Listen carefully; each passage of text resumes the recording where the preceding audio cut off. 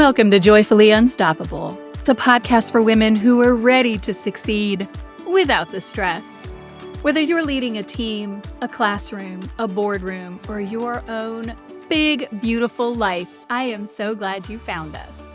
I'm your host, Becky Hamm, executive coach, speaker, and founder of Women Lead Well. Join me each week for straight talk, practical tips, and a dash of encouragement. Hello, friend. I hope you're having a great day. Today, we are going to talk about the signals that senior leaders look for when evaluating executive potential. And we're going to identify an action you can take to make your readiness more visible. I have said it before, and I will say it again.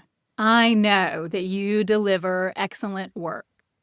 I know that you are phenomenal at solving difficult, challenging, complex problems. I know that your colleagues trust you, and I know that your organization relies on you. But does that mean that you get the promotion when it comes available? It is tempting to believe that your work should speak for itself.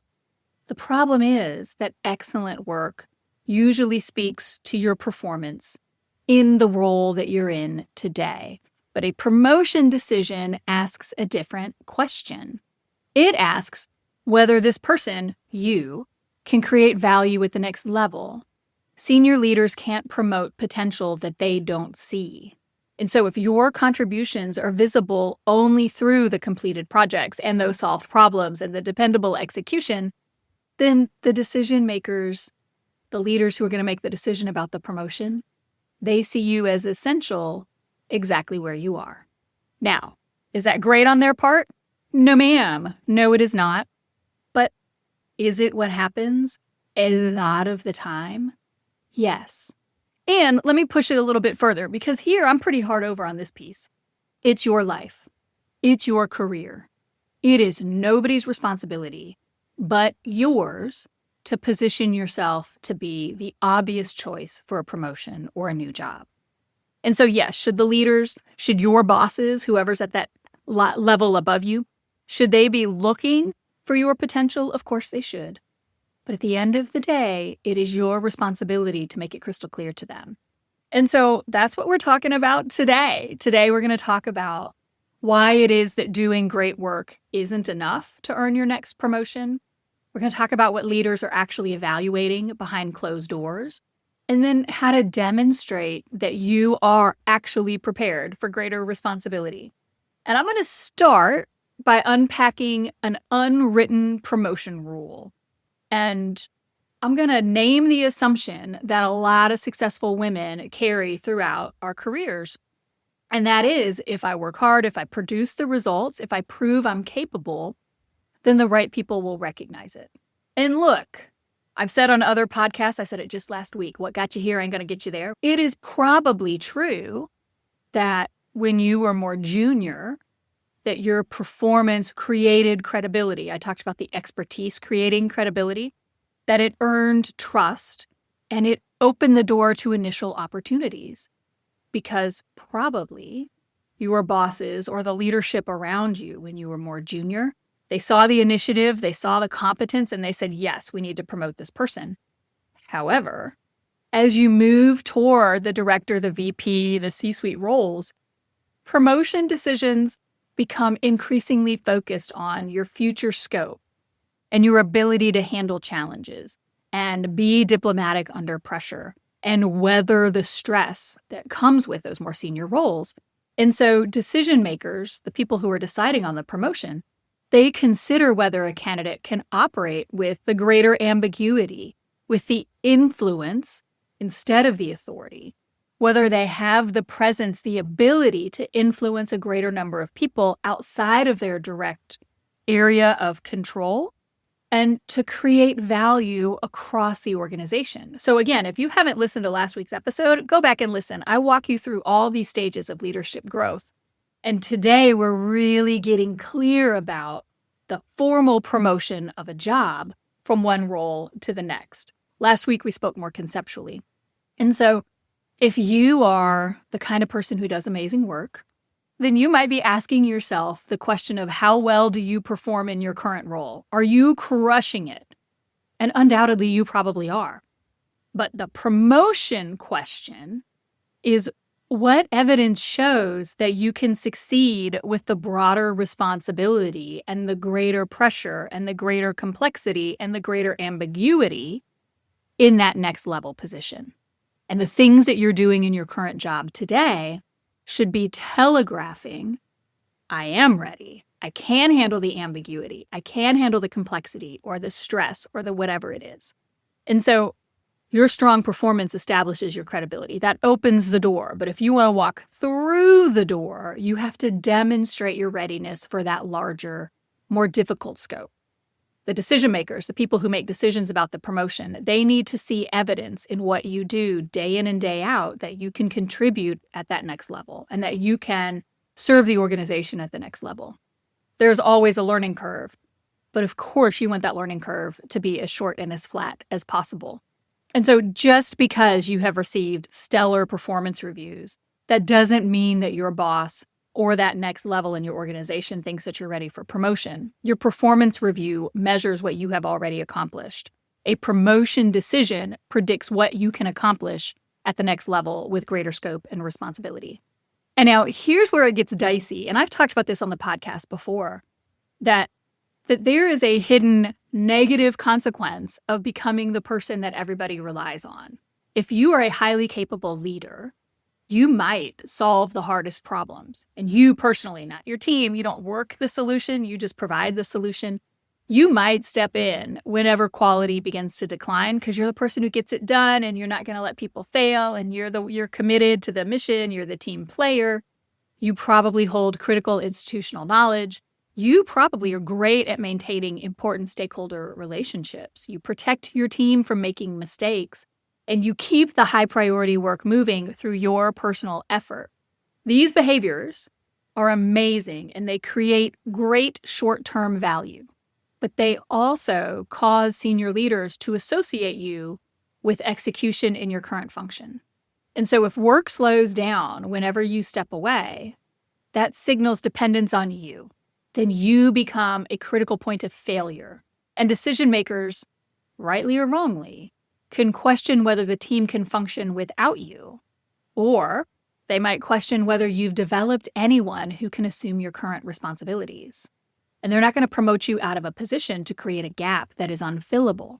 And so if you are in fact essential to current operations in your current role, that can hinder you as being seen viable for promotion because it's going to create a problem. It solves one problem in the organization, creates a new problem in the organization. And leaders often are going to pick the individual that solves problems without creating new problems. And so as you develop people on your team to step in your absence, once you are no longer the bottleneck, that one solves the problem. There's no problem created by you promoting because there's not going to be a gap. You've prepared your successor. But two, also, you will be able to demonstrate to other people that you can effectively cultivate leadership at scale, right? You have prepared leaders to come in behind you. And that is a phenomenal future-focused action that signals that you're ready for promotion. And so a quick question you can ask yourself is, if you were promoted tomorrow, who could assume your most important responsibilities? And if nobody comes to mind, then you want to start thinking about who you can begin to develop toward that responsibility. Your organization needs evidence that you can leave the role you're in today stronger than you found it, that you can leave this role today without creating a big problem for the organization. Otherwise, again, for better or for worse, I'm not saying this is right, I'm saying this is how it works. If they think that it's going to create a problem for you to leave your current role, they ain't going to move you. They're just not. All right, next up, let's talk about what senior leaders actually evaluate when they're making these promotion decisions. And I've been in a lot of promotion conversations, so I'm speaking from experience, but you can also test this with individuals within your organization, individuals senior to you who are in the promotion decisions at your organization. And man, reach out. I'm at Women Lead Well across all social platforms, and let me know if I'm wrong, because I'm not wrong. Signal number one is strategic judgment. And so the decision makers are asking themselves, can you distinguish between urgent activity and organizational priority? Do your decisions reflect an understanding of the broader strategy? And I talk about this constantly here on the podcast and inside my community, the Women's Executive Leadership Lab, focusing on the work that is important, not necessarily the work that is urgent, and doing only the work that only you can do. That's your job. You can delegate. You can ditch, delegate, or delay the rest. And again, inside of the Women's Executive Leadership Lab, I walk you through that 4D framework on how to prioritize your time and energy so that you can be most effective at those executive level tasks and responsibilities that you need to be effective at if you want to succeed at the executive level. And that's signal number 1. Are you showing that you can do that? Signal number 2, leadership capacity. Can you achieve results through other people? Or is it just you can do a lot, but you can't work a team? Have you built a team that demonstrates ownership, sound judgment, consistent execution? And again, we're going to talk about ownership next week on the podcast. There's a whole module inside the content library of the Women's Executive Leadership Lab to talk about building ownership. Signal number 3, enterprise perspective. Can you consider the needs of the entire organization? Do you understand how decisions in your particular function affect other teams, customers, stakeholders, resources, long-term priorities? With the decisions that you currently have under your purview, are you making the short-term decisions, the long-term decisions, or some combination of the two? How do you handle that? Signal number 4, influence. Can you build alignment across functions, especially when you have limited formal authority? And I'll try to remember, I've got a podcast episode on this, how to lead with responsibility but no authority. I'll try to remember to link that so you've got it. Do people trust your judgment outside of your immediate team? I'm going to hope your immediate team trusts your judgment. If not, man, reach out. Let's have a conversation. I would love to gift you a free 60-minute coaching call. But if you want to move up, if you want to continue to promote, it's got to be the people who don't know you. Do the people who don't see your day-to-day operations, do they find you trustworthy? Do they listen when you speak? That's what the decision makers are evaluating when they determine your readiness for promotion. So to wrap that part up, executive potential includes the judgment, the leadership capacity, the enterprise perspective, and the influence. Technical proficiency, that I am the trusted expert, that remains valuable, but it only represents one dimension of your readiness. So I'm not saying chuck expertise out the window and you no longer have to stay current in your field. That is not what I'm saying. What I'm saying is you've got to broaden your scope. You've already got the expertise.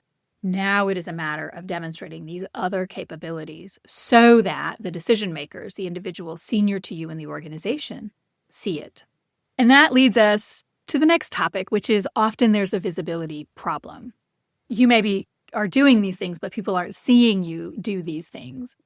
And so let's break down how to make your higher level leadership more visible to the people who decide on promotions. And I'm talking about promotions because this is a career ladder within an organization. But if you are looking to leave your organization to go to another organization, the same principles apply. A lot of us assume that the decision makers, the people who would decide on our promotion, understand how difficult a project was, what obstacles you resolved in order to achieve success on the project or the program, whatever it is you're working on, that they would understand how the decisions that you made protected revenue, reduced risk, or improved performance, how much cross-functional coordination collaboration was required to achieve the result, how your team contributed to an organizational priority. And you maybe even in updates, in emails, in slide decks, have communicated that. But that doesn't mean that the people at the higher level received the message because they got a lot on their plate and they are skimming for bottom lines. And even if you communicate it, it doesn't mean that they received it. And so visibility, what we're talking about right now, that means intentionally helping other people understand your value, the strength of your judgment, the leadership that's involved in delivering the results that you deliver. And that includes communicating your contributions in terms that matter for the organization. And so let me break down what this might look like. So a task-focused update might sound like, we completed the new onboarding process and trained all the regional managers. Phenomenal. An executive level update might sound like, the new onboarding process reduces the time required for regional managers to bring employees to full productivity. Early implementation data shows fewer errors during the first 30 days, supporting our retention and operational efficiency goals. Okay. You are really focused on the value of the action to the organization and its existing goals. You're connecting the work to organizational values. And again, you are responsible for your growth in the organization, not your boss, not the leaders at the next higher level. And so it is not a one and done. I am not saying you say that one time and then you check it off your list like, yes, they understood it. What I am saying is that you are intentional in how you communicate to individuals across the organization, across the enterprise, across your industry, in terms of the value that you and your team are providing. And if that feels self-aggrandizing, then that feels self-aggrandizing. Again, let's jump on a coaching call and let's talk it out, why that feels uncomfortable to you, because it doesn't have to feel uncomfortable. You can feel comfortable doing it. It doesn't make you like a self-promoter. But I'm also going to say there ain't nothing wrong with being a self-promoter if you are doing quality work. And if you already have a team, then I'm going to say your self-promotion doesn't just elevate you, it elevates every member of your team, right? Because you are not going to take credit for work that your team did. You are going to sing the praises of the team. And what made that team so good? Well, I don't know. Maybe it was you. Maybe you're effective at how you lead it, right? And so again, if this feels uncomfortable for you, oh my goodness, reach out and let's have a conversation, because it doesn't have to. And you don't have to do it in a sleazy way, but you can't expect people to know things that you haven't told them. And you know this from the teams that you lead currently. You got to repeat yourself a lot for people to hear you. The noise is so loud. And so that means that you have to be intentional and consistent. And so what I would recommend is to think of whatever the most important current project or program that you're working on is, just to complete the sentence, this work matters to the organization because, fill that out, use that answer in the next update or stakeholder conversation, meeting, whatever, and then use it again. And then use it again. And just use that framework. This matters to the organization because we collaborated this way. And you can even frame it this way, right? Through collaboration with blah, blah, blah, we were able to deliver this result for the organization. Now you've got a twofer. You can show that you've got that I hate that. I fumble this every time I say it. You can demonstrate you've got that cross-functional collaboration in order to deliver value to the organization. Your work cannot speak for itself because nobody in the organization has the time or energy to decipher the implications of the work itself. You got to tell them. All right, next up, we're going to talk sponsorship. We're going to talk advocacy, reputation, those conversations you're not in. You guys know how important this is. And you also probably know, though people don't often talk about it out loud, that many promotion decisions begin long before any position is formally posted, right? Senior leaders discuss amongst themselves who is ready for more responsibility, who can lead a high visibility initiative, who understands the organization beyond her current function, who can be trusted with greater risk, right? Who handles risk well? Whoa, that person's going to promote. Who should be included in succession planning? I talked in the last podcast episode, this is part of the executive leadership continuum, this idea of building leaders and how strategic executives have the responsibility for developing the leaders that come after them. That's what these conversations are. These are strategic executives talking about who they're prospecting, who in this organization do we want to cultivate for additional responsibility. Your professional reputation walks into rooms before you do. You know it. And so having a sponsor helps decision makers understand your potential by advocating for you during these conversations. And I want to take a second to clarify the distinction between mentorship, which you should also have, and sponsorship. A mentor is going to give you advice. guidance. They're going to give you their perspective as someone who has been there and done that. A sponsor uses their influence to increase your access, your visibility, your opportunity. They say, hey, come with me to this meeting. Or I want you at this conference. And then they talk you up at the conference. Or they talk about you at the table when a conversation turns to potential, right? To future opportunities. They bring your name up in that conversation. That's a sponsor.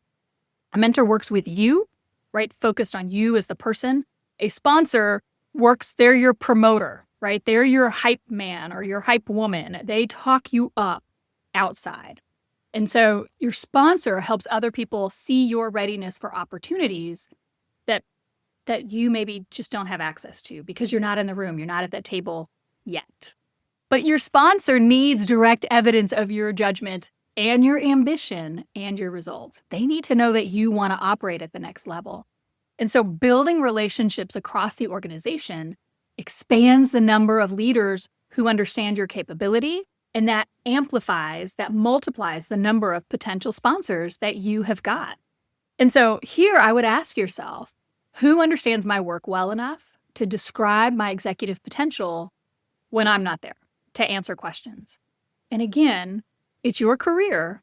You don't have to do this if it feels uncomfortable to you, but I'm telling you, you want to pick one senior stakeholder who needs a clearer view of your contributions.